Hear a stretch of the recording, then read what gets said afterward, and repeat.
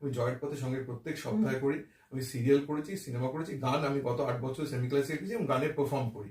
কিন্তু এই সবকটাই করি because at the end of the লোক গোল থাকে তো, যে লোকটা কেন এত পারে না, আমি কেন।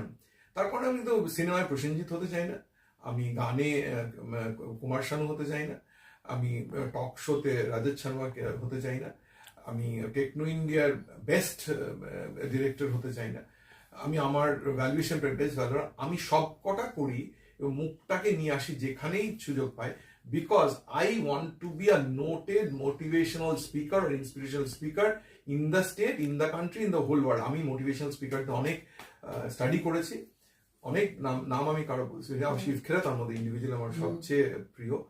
কিন্তু আমার মনে হচ্ছে এদের কারোর চেয়ে আমার শিক্ষাগত যোগ্যতা কম নয়, আমার কম্পালসিভ স্পিকার, আমি এমনি বলতে পারি। এবং আমি গত কয়েক বছর ধরে